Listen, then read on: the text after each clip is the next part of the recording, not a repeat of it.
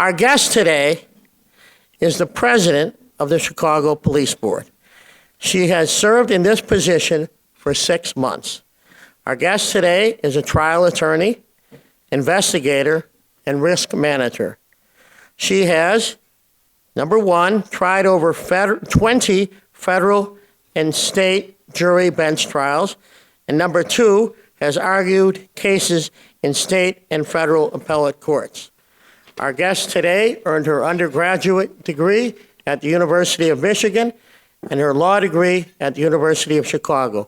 Ladies and gentlemen, Lori Lightfoot.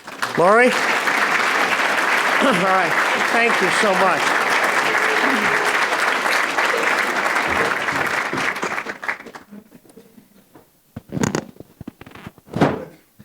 Thank you all very much for being here today, and thanks to the City Club for inviting me to speak about important issues related to policing in Chicago.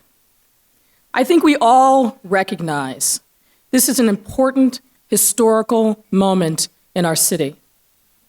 The relationship between citizens all over the city and our police department is severely damaged. Trust has been broken. Many within the department also feel demoralized. This is a critical moment, and the steps we take to address these and other issues will chart the course for our collective future. Now, despite these significant challenges, I believe this is a moment of great opportunity, a moment where we can make significant, lasting, and needed change within one of the most important institutions in our city government. At a time when we must restore the trust of the people in the police department, the consent of the governed has been fundamentally shaken, and we must seize this moment to re-engage the public. The selection of the next superintendent is an important milestone in our journey. The person chosen to lead the second largest police department in the nation must be a person of unquestioned integrity, devoted to inclusive leadership, and someone who embraces and has a track record of successful community engagement, among other important traits. We were fortunate to receive 39 applications on Friday from people all over the country with a broad array of collective and individual experience.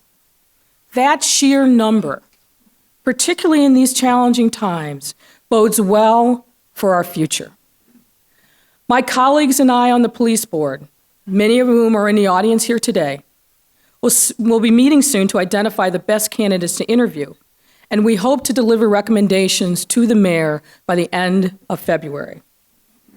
We have conducted this search for superintendent in a different way from the past, most notably through specific public engagement. We held a community forum on the South Side last Tuesday at Kennedy King College, where we heard directly from members of the community about the attributes they would like to see in the next superintendent, the policy priorities that the next superintendent should embrace, and a range of other issues. We will host another such forum this Thursday during our regularly scheduled monthly meeting. The board and I believe that these opportunities to hear directly from the public are critically important to us and to them. Now, I would like to put into context some of the key issues that our next police superintendent will be facing. You know that some of the toughest challenges that the next superintendent will face are high incidences of crime in certain neighborhoods, poverty and lack of resources in those very same neighborhoods, the proliferation of illegal guns, and an entrenched and understandably high level of frustration, anger, and skepticism, not only about the police, but all forms of government. And let me talk in a little more detail about those issues. As you might imagine, over the last few months, there's been no shortage of people bending my ear on a range of issues related to policing in Chicago. And one comment in particular continues to resonate with me. It came to me from one of my friends on the South Side, a minister, who said, and I think he's here in the room today, if you don't face it, you can't fix it. And I think that bears repeating. If you do not face these challenges, you cannot fix them. And in order to address what needs to be fixed across the entire local law enforcement infrastructure here in Chicago, and to try and halt and reduce the widening gulf between the police and the communities that they serve, we must face some hard truths. There are clearly obvious policy and practices that must be abandoned immediately. But we also should not assume that everything is rotten and corrupt in the police department, because that is not correct either. The perspectives I have about Chicago policing have been honed over many years of being engaged in these issues as both an outsider and an insider. Now, I became aware of policing in Chicago when I came to this great city in 1996. As a law student at the University of Chicago Law School, the older black students warned us first years to be careful on the campus and the streets of Hyde Park. The university police had a reputation for stopping black students, particularly the men. And because our numbers were few, we believed that the police assumed we couldn't possibly belong in such an august place, and that we might be looking for trouble. My insights deepened when I served as an assistant United States attorney, investigating and prosecuting gang crimes and drug trafficking.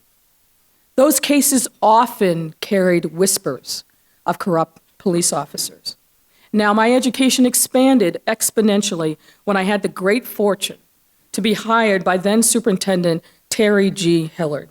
And I would be remiss if I let this moment pass without thanking him for his great support and friendship over the years. In my view, one of the best and greatest public servants that this city has ever known. He's a great leader, and I am thankful every day for his friendship and support. And it was during my time working with Superintendent Hillard in the early 2000s as the chief administrator of what was then known as the Office of Professional Standards that many of my deepest insights about policing were formed. I learned from being awakened in the middle of the night to investigate scenes related to another police-involved shooting in many neighborhoods that remain plagued by violence today. And Superintendent Hillard made me part of his senior management team, and together as a group, we tackled many of the issues that are top of mind today. I have also, of course, learned from the many people here and across the country who have shared their experiences on these streets, their research as academics, and their judgments and common sense, and of course, their sage advice. These experiences and more inform my personal views about what we must face in order to fix the problems and implement a significant course correction, particularly concerning community engagement. Now let's talk for a moment about the kind of issues we must face. We cannot talk about policing in Chicago without having some honest conversations about race and poverty. If we think about 4 neighborhoods in Chicago that consistently have the highest rates of violence: Austin, West Englewood, Roseland on the far south side, and North Lawndale on the west side, it is no coincidence that those neighborhoods also suffer from all of the indices that denote abject poverty. For example, during the time period 2005 to 2011, the average unemployment rate for Austin was 21%. For West Englewood, 34.7%. For Roseland, 17.8%. And for North Lawndale, 18.5%. And those same neighborhoods are ravaged by crime. And let me throw out a few statistics. During the time period of 2013 to 2014, Austin had 67 homicides. West Englewood, 48. Roseland and North Lawndale, 27. During that same time period, Austin had 725 armed robberies with a gun. West Englewood, 316. Roseland, 376. And North Lawndale, 315. So what are the realities in these and other neighborhoods? A lack of jobs, high crime, and a seemingly unlimited supply of illegal guns. And let me talk about that for a moment as well. The Chicago Police Department leads the nation in the recovery of illegal guns. On a year-by-year comparison, CPD collects more illegal guns off our streets than LA and New York combined. Combined, two population centers that dwarf ours, but yet we are collecting more illegal guns off our streets than either of those two departments combined. And that can't be easily explained by superior strategies, more emphasis. That's not what's happening. What we know, though, is that this stark difference in gun recoveries is a result of the fact that many areas of Chicago are literally ringed by gun shops. And guns can easily be procured in neighboring states like Indiana and Illinois and Wisconsin. And there's a constant entrenched pipeline of illegal gun running that comes from many southern states. And I should say that the figures that I've been quoting you today have been provided by the University of Chicago Crime Led by the lovely and amazing Rosanna Ander, who I believe is also here. So what do these statistics tell us about those communities and the challenges of policing? First, there are too many neighborhoods in which there is an alarming dearth of basic community services and anchors like decent schools, daycare, churches, community centers, parks, or even grocery stores. As a result, these communities often lack hope, and we have to fix that. And many social scientists who have studied these neighborhoods and the attendant crime statistic will tell you that the continuous and seemingly unending stream of illegal guns that are readily available pose a significant challenge to the police.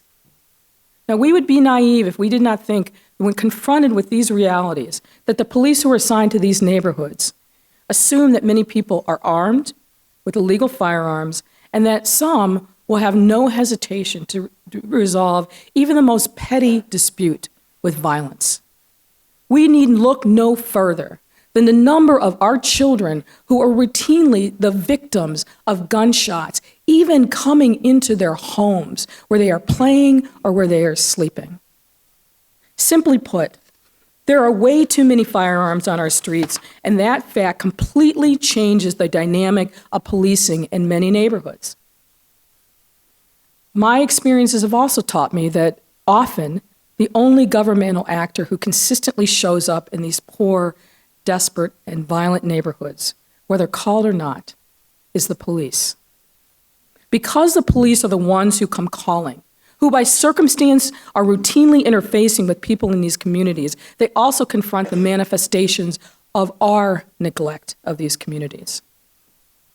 And it is abundantly clear that given the myriad of problems plaguing these neighborhoods, the police are ill-equipped to address most of these communities' actual needs. And adding to these complexities are recent examples that we have seen of how certain police officers have exacerbated that anger, that frustration in people in those neighborhoods.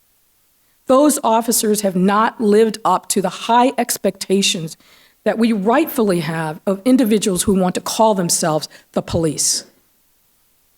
They have not exercised appropriate respect or restraint in dealing with members of the public, and we must fix that as well. And it starts with leadership and proper supervision at each step in the chain of command. And we have to hold those supervisors responsible for their officers. And I know my friend Tom Burns agrees with that wholeheartedly. I hasten to add that most police officers, men and women, white or of color, do their job the right way every day. Every year, the police have millions of contacts with citizens that end without any incident and no complaints. But those officers who are doing their jobs the right way must be responsible not only for themselves, but for their partners and colleagues who have gone astray. It is not enough that individual officers do their job with integrity. They cannot bear witness to misconduct by others, turn a blind eye, and believe that all is well.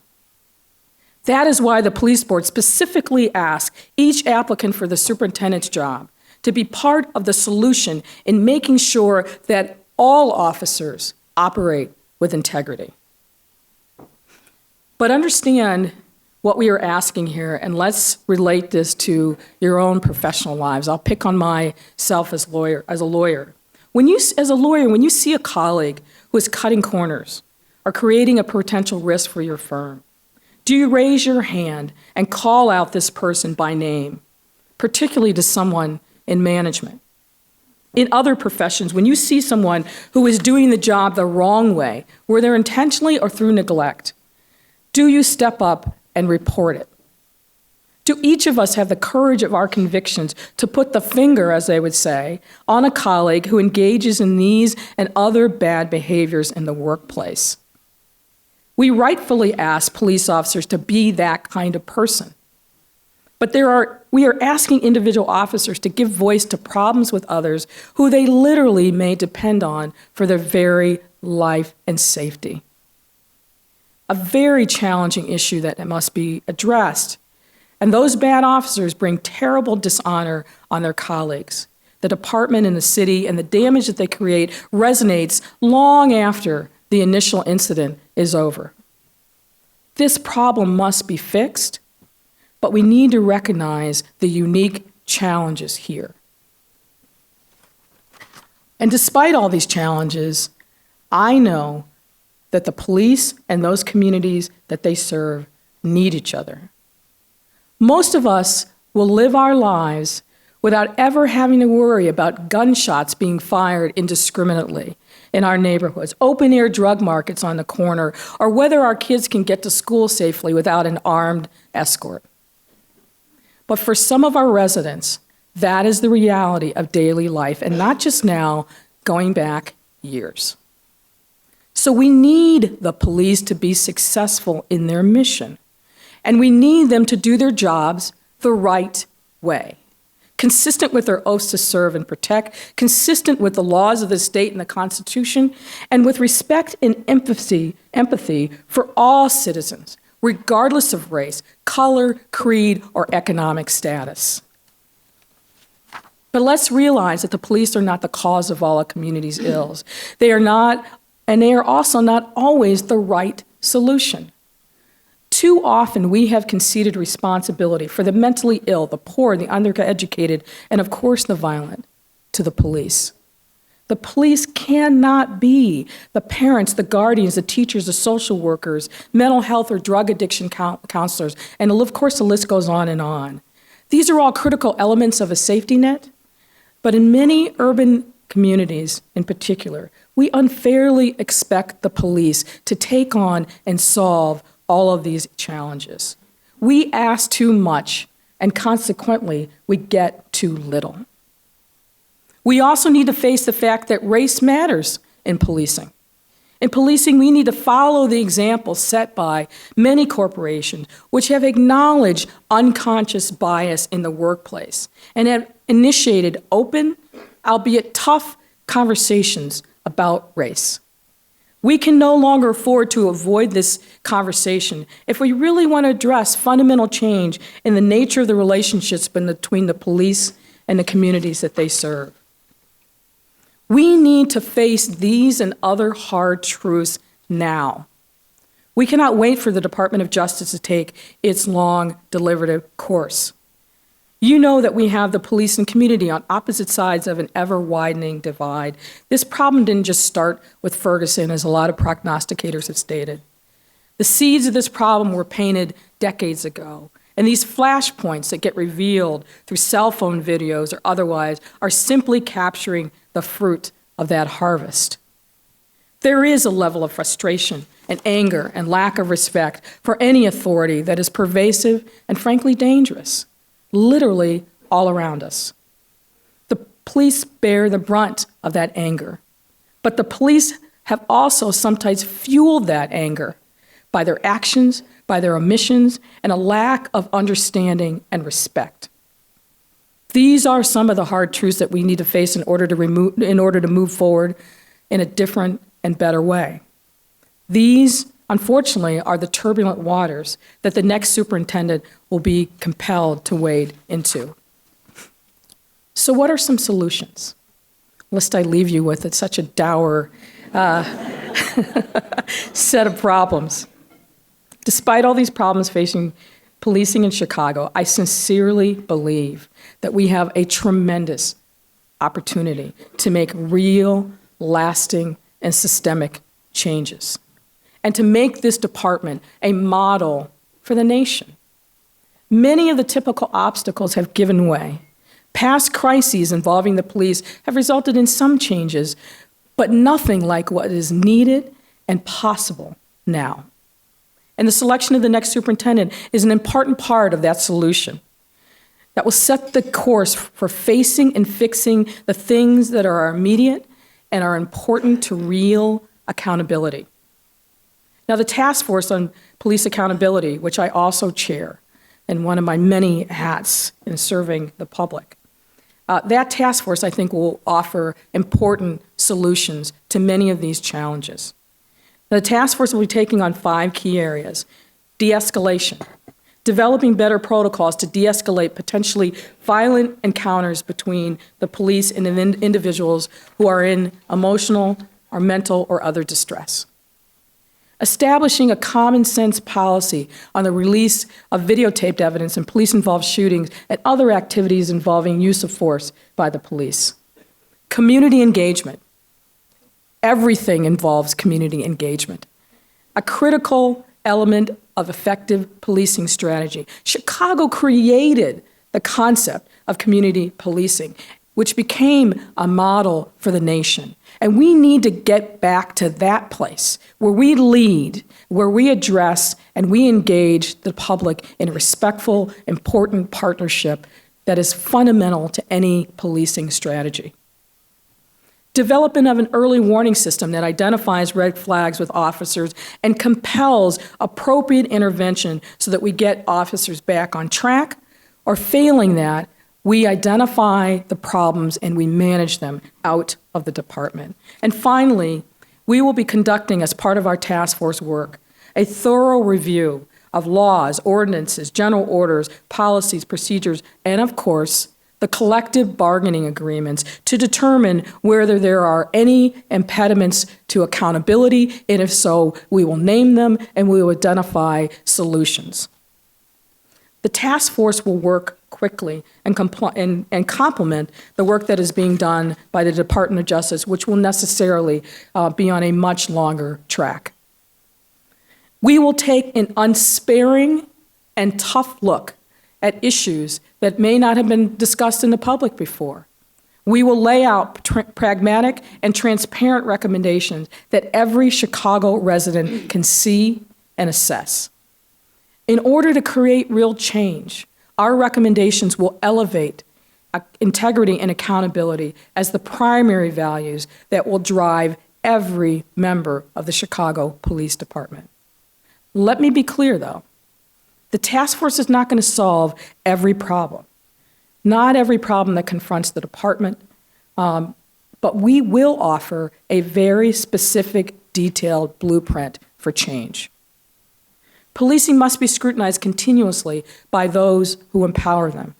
There must be proper training and diligent accountability. Training must include context, the demographics and history of the communities that the officers serve, and identification of the key stakeholders, the people of goodwill in those communities. Police officers shouldn't just be handed the crime stats. They need to be understand and have information about what really shapes a neighborhood, the good that is there, not just the statistics on a page.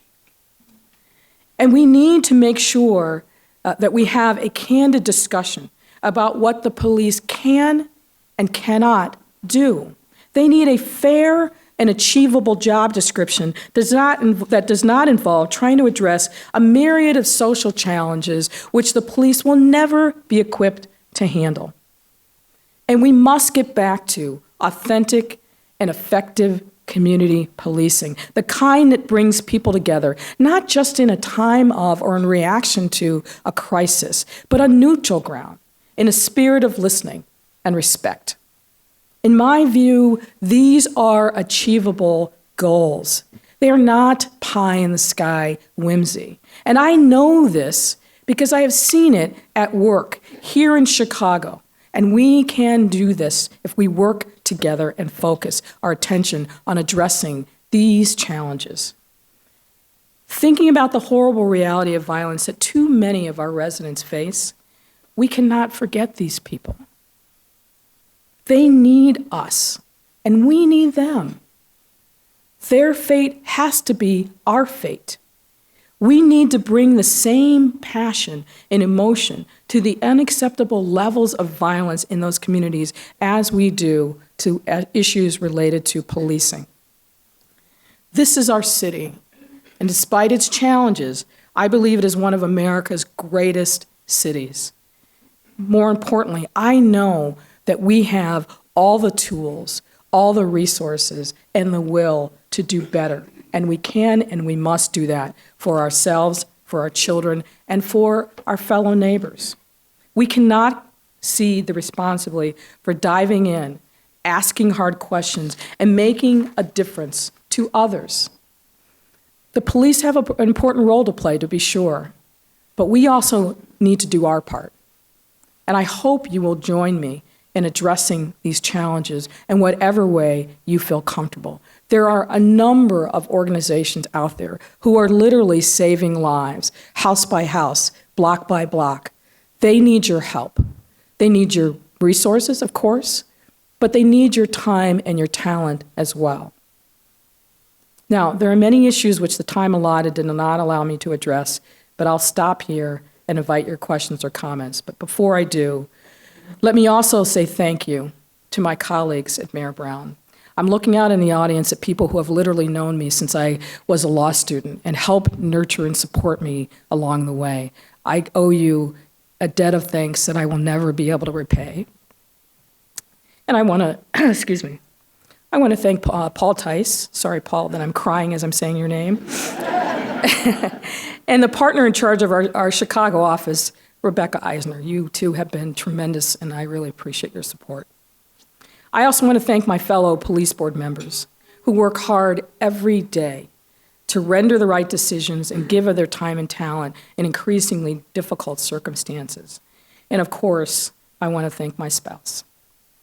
Don't cry or you'll make me cry. She is amazing and gives me unlimited love and support. Many of you ask me how I'm doing and how I'm hanging in there. Well, I have her to thank for everything that she does to take care of our family. So, thank you so much.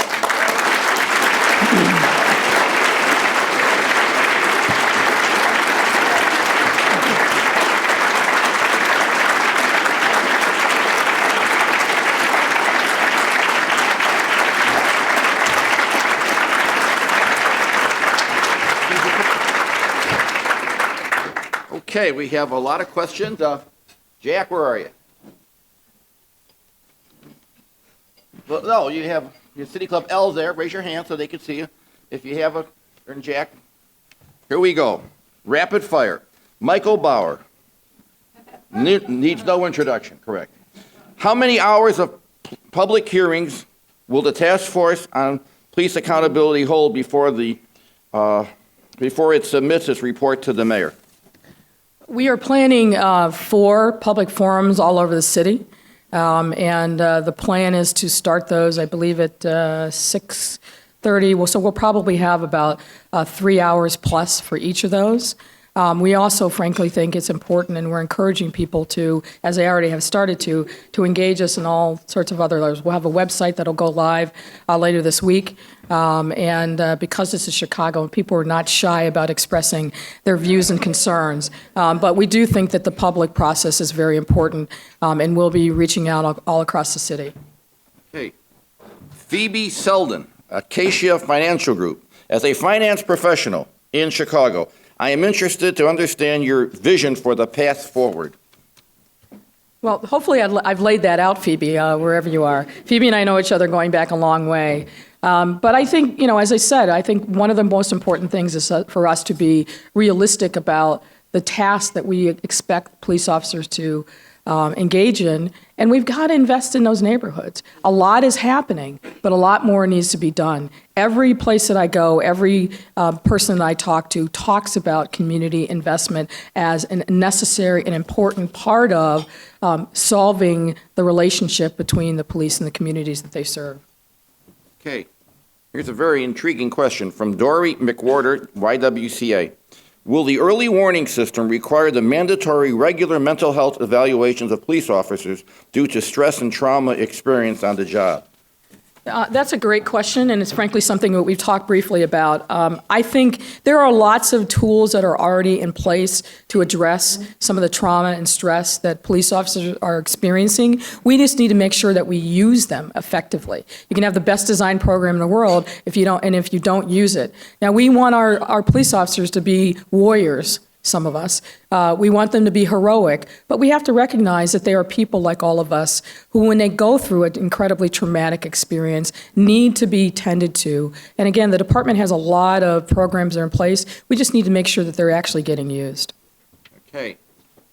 Short question from Mary Dempsey. Mary, you're at the DePaul College Prep. There you go. Okay. I didn't know that. My fellow board member. What can an ordinary, you're not an ordinary citizen, Mary, but okay. What can an ordinary citizen do to help? Mary Dempsey. As I said, I think there are a lot of ways in which people can get engaged. There are organizations that are out there that really are doing the Lord's work that are run by, fueled by, populated by people in those communities. And we're happy to give you a list of ways in which you can invest your time and your resources, but there's a lot going on out there. But we need to really be laser focused on improving the quality of life in those neighborhoods. I think that's fundamentally important. Policing plays a role, but each of us can also, I think, get engaged. Okay. Charlie Gardner, Roosevelt University. Where are you, Charlie? Raise your hand. Or you should probably hit the...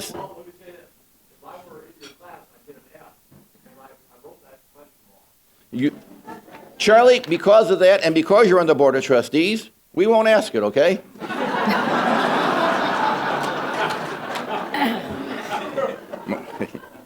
You know, I may sound like I'm an independent kind of guy.